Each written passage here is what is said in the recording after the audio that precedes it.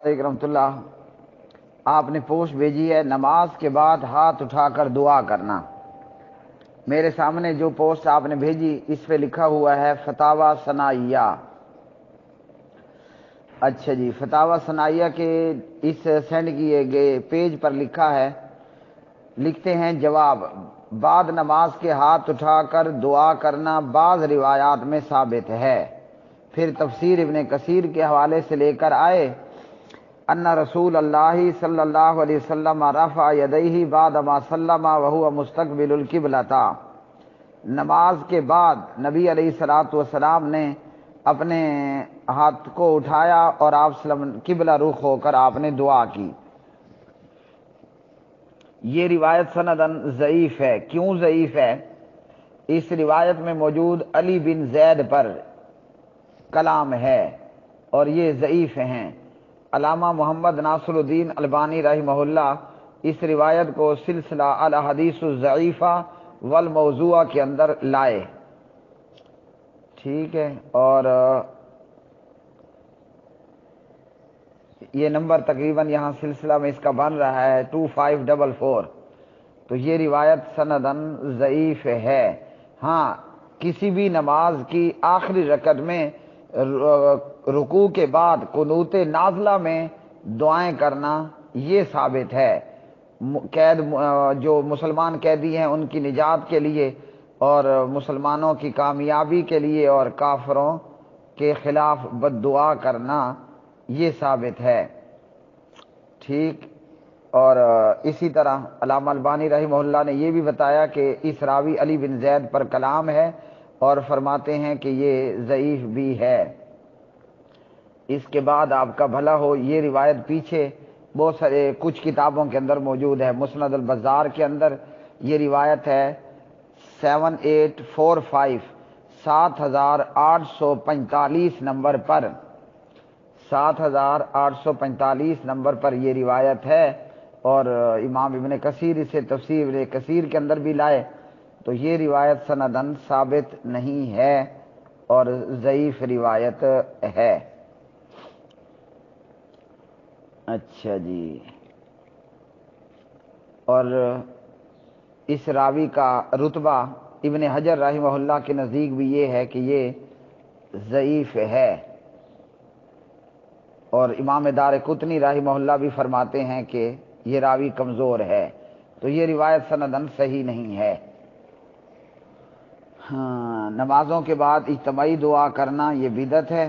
بدعت اس لیے ہے کہ جو پیارے نبی نے دعا کی وہ نمازیوں کو نہیں آتی، وہ کئی امام حضرات کو بھی نہیں آتی، حالانکہ وہ امام ہیں، انہیں نہیں پتہ کہ کیا دعا کرنی ہے، تو رسمی سی دعا کر دی جاتی ہے اور بات ختم۔ تو پیارے نبی علیہ الصلوۃ والسلام کی سنت کا جنازہ اٹھ جاتا ہے جب بھی کسی بھی معاملے میں بدعت کا وجود ہوتا ہے۔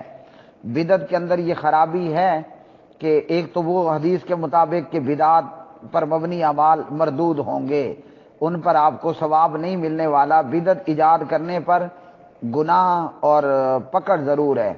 ان عائشہ رضی اللہ تعالی عنہ قالت قال رسول اللہ صلی اللہ علیہ وسلم من عمل عملا لیس علیہ امرنا فہو رد، رواہ مسلم۔ دوسرا، یہ بدعت کے اندر یہ مصیبت ہمیشہ پائی جاتی ہے کہ بدعت جب وجود میں آتی ہے تو سنت کا جنازہ اٹھ جاتا ہے۔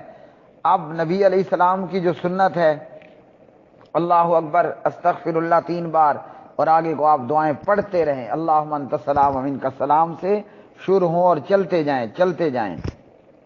نہ وہ دعا امام مانگتا ہے، نہ وہ دعائیں امام کرتا ہے، نہ وہ دعائیں مقتدیوں کرتے ہیں، نہ وہ دعائیں اکثر اماموں کو آتی ہیں، نہ وہ دعائیں جناب اکثر جو ہے مقتدیوں کو آتی ہیں۔ اور اگر کوئی یہ رسمی دعائیں نہیں کرتا، یعنی اجتماعی دعا نہیں کرتا، تو کہا جاتا ہے لو جی دیکھو یہ تو دعا کے بھی منکر ہیں۔ اور بھائی دعا کے منکر نہیں ہیں، دعا کا کوئی طریقہ بھی ہوتا ہے۔ تو پیارے نبی نے دعائیں کی ہیں نماز کے بعد، اجتماعی دعا کوئی نہیں کی۔ کسی بھی صحیح حدیث کے اندر ہاتھ اٹھانا دعا میں نماز کے بعد ثابت نہیں ہے۔ ہاں، اس کے علاوہ دعا میں ہاتھ اٹھانا ثابت ہے۔ بلوغ المرام کتاب الجامع باب ذکر والدعا، تو دعا میں ہاتھ اٹھا لینا ثابت ہے۔ اور بعض صحابہ سے بعد از دعا منہ پر ہاتھ پھیر لینا، تو اگر کوئی یہ بھی کر لے تو جائز ہے۔ الادب المفرد للامام بخاری رحمہ اللہ۔ اس لیے سنت کو اپنائیے، غور سے سنیے گا، سنت کو اپنائیے اور بدعت کو بھگائیے، ورنہ اگر آپ نے بدعت کو لے کر آئے تو جب بدعت آئے گی سنت بھاگ جائے گی۔ اس لیے سنت کو اپنائیے اور بدعت کو بھگائیے، تاکہ جو کریں، جتنا کریں، تھوڑا کریں، کم کریں، وہ کوئی اعمال نامے میں ٹھہرا بھی رہے، لکھا بھی جائے۔ ایسا نہ ہو کہ آپ جناب دعائیں کرتے رہیں اور وہ سب کی سب رد ہوتی رہیں۔ پھر جب آپ اپنا اعمال نامہ پڑھیں، ہاں جی، جب آپ اپنا اعمال نامہ پڑھیں، جیسے قرآن میں ہے نا فَيَقُولُ هَاؤُمُ اقْرَءُوا